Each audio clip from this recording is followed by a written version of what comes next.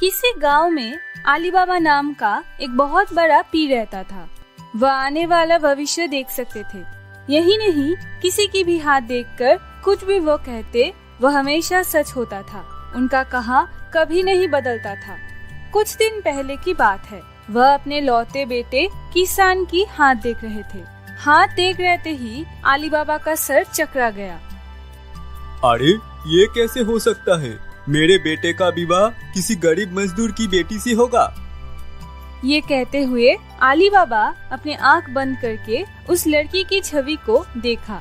पल भर में उसकी आंखों के आगे पड़ोसे गांव में रहने वाली गरीब मजदूर जमाल की बेटी की तस्वीर दिखाई देने लगी। मैं अगर भविष्य देख सकता हूँ तो भविष्य बदल भी सकता हूँ। मैं बदल दूंगा अपने बेटे का भविष्य, मार दूंगा उस लड़की को। दूसरी ओर मजदूर जमाल के पत्नी सीमा ने कुछ दिन पहले ही एक बेटी का जन्म दिया था। बेटी के जन्म से जमाल बिल्कुल खुश नहीं था। जमाल अपनी चिंता अपनी पत्नी सीमा से नहीं छुपा सका और परेशान होते हुए बोला, चार बच्चे पहले से है, अब ये 5वीं आ गई। मैं ठहरा गरीब मजदूर, कैसे पालूंगा इतने सारे बच्चे को। ये कहते हुए जमाल सर पकड़कर बैठ गया। उसकी पत्नी सीमा उसके बातों का कोई जवाब नहीं देती। उसी दिन दोपहर की समय जमाल अपने टूटी फूटी झोपड़ी के बाहर परेशान बैठा हुआ था। तभी उसकी झोपड़ी के आगे बड़ी सी आलीशान एक कार आकर रुकी। उस कार में से पीर अली बाबा उतरे और जमाल के पास गए। क्या तुम्हारे यहाँ किसी बेटी का जन्म हुआ है? अली बाबा का बात सुनकर जमाल हैरान होते हुए बोला, हाँ साहब, मेरी पत्नी ने कुछ दिन पहले एक बच्चे का जन्म दिया है, लेकिन आपको कैसे पता? ये सब बात छोड़ो, क्या तुम मुझे अपनी बच्ची को दे सकते हो? क्योंकि मैं निसंतान हूँ और तुम्हारी बच्ची को गोद लेना चाहता हूँ। जमाल कुछ देर तक अली बाबा की ओर घूर घूर कर देखता रहा और फिर उसने बोला, साहब, मैं गरीब आदमी हूँ। किसी तरह अपने परिवार के लिए मजदूरी करके थोड़ा बहुत पैसा कमाता हूँ। जब से मेरे यहाँ बेटी हुई है तभी से उसी की चिंता में डूबा रहता हूँ। आप मेरे घर अल्लाह बनकर आए हैं। मेरी बच्ची का भविष्य बन जाएगा। मेरे साथ रहेगी तो इसकी किस्मत में भूख और गरीबी की सेवा कुछ नहीं मिलेगा। ये कहते हुए जमाल ने अली बाबा को खुशी खुशी अपनी बेटी सौंप देती है। अली बाबा ने उस बच्ची को लिया और गाड़ी में बैठकर वहाँ से चला गया। बेटे के भविष्य खुद लिख रहा हूँ।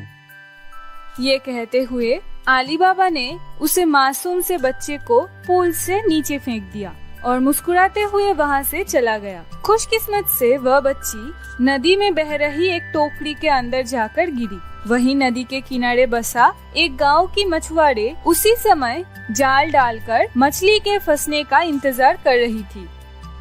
कितनी देर हो गई, आज एक भी मछली नहीं फंसी। तभी उसकी नजर पानी की लहरों के ऊपर बह रही बच्ची पर गई। जोगेश्वरी लगातार रो रही थी। अरे ये किसकी बच्ची है? किस बहरम ने इसे पानी में फेंक दिया? अरे जब पाल नहीं सकती तो पैदा क्यों किया? ये कहते हुए सबरीना उस बच्ची को टोकरी से बाहर निकाला। मासूम बच्ची लगातार रो रही थी। सबरीना उस बच्ची को गले से लगा लिया। अरे चुप हो जा बच्ची, क्यों रो रही हो? भूख लगी है? मत रो बिटिया रानी। सबरीना की पति का 2 साल पहले देहांत हो गया था। उसके दुनिया में कोई नहीं था। उसने बच्ची को गोद ले लिया और अपने घर ले आए। सबरीना ने उस बच्ची का नाम रिया रखा था। समय धीरे धीरे पंख लगाकर उड़ता गया। रिया अब 25 वर्ष की हो चुकी थी। इसी बीच सबरीना दुनिया छोड़कर चली गई। लेकिन स्वर्ग सिधरने से पहले सबरीना ने रिया को सारी सच्चाई बताते हुए कहा कि वह उसकी सगी बेटी नहीं है। अब रिया जीवन यापन करने के लिए नदी से मछलियाँ पकड़कर उन्हें बाजार में बेचकर अपना गुजार बसर कर रहे थे। उधर पीर अली बाबा का बेटा कबीर अभी बड़ा हो चुका था। एक दिन की बात है, कबीर नाव में बैठकर दूसरे गांव जा रहा था कि तभी अचानक मौसम खराब हो गया और जोर जोर से हवाएं चलने लगी। बिजली के साथ मूसलाधार बारिश शुरू हो गई। तेज आंधी और बारिश के कारण से उसकी नाव नदी में पलट गई। कुछ देर पानी के बाहर में कबीर अपने हाथ पैर मारते हुए मदद के लिए पुकारता रहा और बेहोश हो गया और लहरों के साथ बहने लगा। दूसरी ओर रिया नदी में उसी समय मछली पकड़ने आई थी, लेकिन मूसलाधार बारिश की होने की वजह से वह वापस जाने की सोची। तभी उसे कबीर पानी में बहता हुआ दिखाई दिया। अरे ये कौन है? कौन बहता हुआ आ रहा है? मुझे उसे बचाना चाहिए। इतना कहकर रिया तुरंत उसे बचाने के लिए नदी में कूद गई और बड़ी मुश्किलों से रिया ने उसकी जान बचाई। कबीर को जब होश आया, उसने खुद को रिया के घर में पाया। मैं कहाँ हूँ और आप कौन हैं? तब रिया ने कबीर को सारी बात बताई, जिसे सुनकर कबीर का दिल रिया के प्रति प्यार से भर गया। कबीर पहले ही नजर में रिया को अपना दिल दे दिया था। उसने तुरंत रिया से अपने प्यार का इजहार किया और शादी करने का प्रस्ताव रखा। रिया ने कबीर का प्रस्ताव स्वीकार कर लिया और एक मंदिर में जाकर दोनों ने शादी कर ली।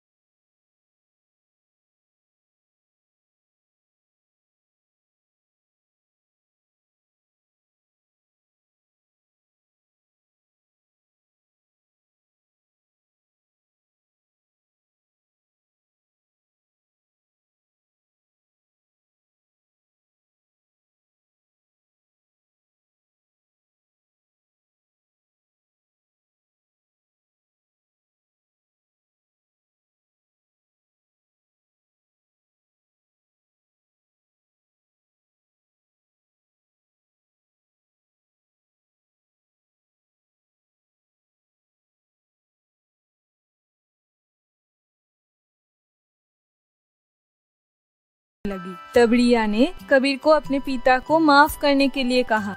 उसके बाद सभी खुशी खुशी एक साथ रहने लगे।